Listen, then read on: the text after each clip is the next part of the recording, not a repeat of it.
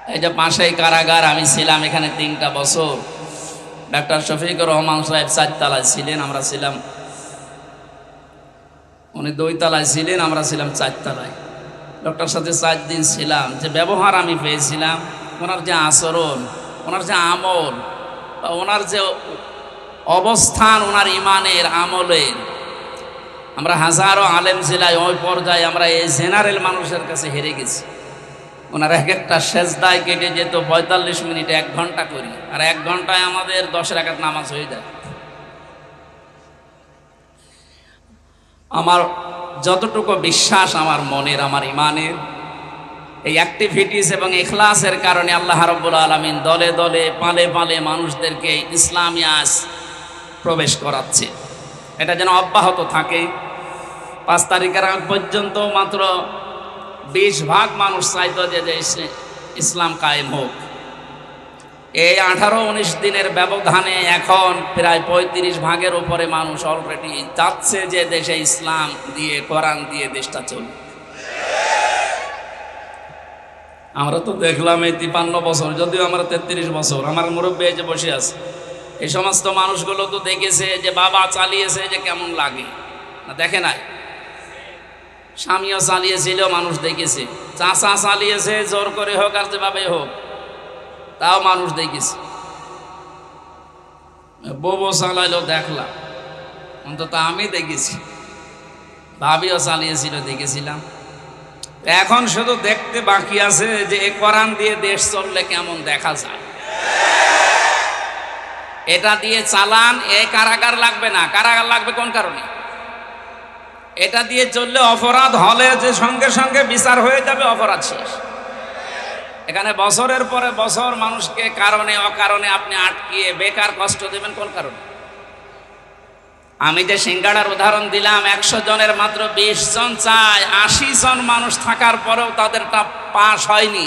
এই কারণেই এ বাংলাদেশের মুসলমানগুলো আজ আমরা যদি এক হতে পারতাম, এই 3 বছরে যে নির্যাতন, জুলুম, অত্যাচার শিকার আমরা হলাম, বিশেষ করে আলেমেরা, 76 জন আলেম আমরা এক জায়গায় ছিলাম, হেফাজত ইসলাম বাংলাদেশ সহ, চরমনায়ের কিছু মরিদ ভাই সহ। আমরা, একজন হিন্দু ছিলেন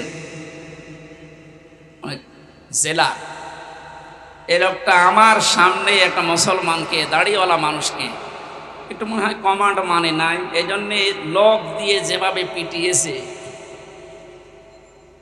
ওই সময় মনে মনে হচ্ছিল যে এদেশে 96 ভাগ মুসলমান আর মাত্র 4 ভাগ ওরা।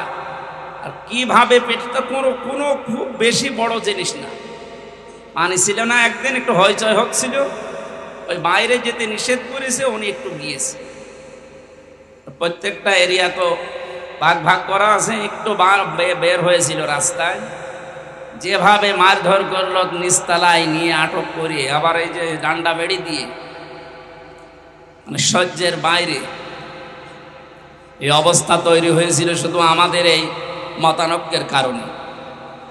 আল্লাহ রাব্বুল আলামিন ওই দৃশ্য যেন আর কোনোদিন আমাদের দেশের সামনে নিয়ে না আসে। আমরা যেন দেখতে পাই যে আল্লাহর এই কালাম দিয়ে আমাদের এই 56,000 বর্গ মাইল চলছে। আশপাশে যারা শত্রুতা করার, ষড়যন্ত্র করার দুঃসাহস দেখাচ্ছিল, ডক্টর মোহাম্মদ ইউনূসের এক ধমকে অনেকেই থেমে গেছে, কিন্তু তারা গোপনে চালাচ্ছে। তাদের তো পেছনে ভয় আছে 7 সিস্টার, যদি একবার ভেঙে যায়। ওরা যেমন বাংলাদেশ পাকিস্তান থেকে ভাগ করেছিল, এখন পাকিস্তান আর বাংলাদেশ মিলে ভারতকে টুকরা টুকরা করে ছাড়বে, শুরু হয়ে গেছে। আমাদের যেমন ছাত্ররা বিষয় এনে দিয়েছে, পাকিস্তানও মনে হয় কয়েকদিন পরে চলে আসবে ইনশাআল্লাহ। এরপরেই দেখবেন ভারতও শুরু হয়ে গেছে। কোরআনের কথা শুনতে এসেছি, আমরা তাফসীর আকারে কথা বলবো। ওখানে লেখা আছে তাই যে আল্লাহ আমাদেরকে, কঠিন মুহূর্ত চলছে যেহেতু বাংলাদেশে, কত মানুষ পানির নিচে, কত মানুষ বিনা কারণে অকারণে এই জেলখানায় পচতেছে। আল্লাহ রাব্বুল আলামিন এই সময় আমাদেরকে কোরআনের কথা শোনার জন্য নিয়ে আসলে আমরা খুশি এবং আনন্দ চিত্তে বলছি আলহামদুলিল্লাহ।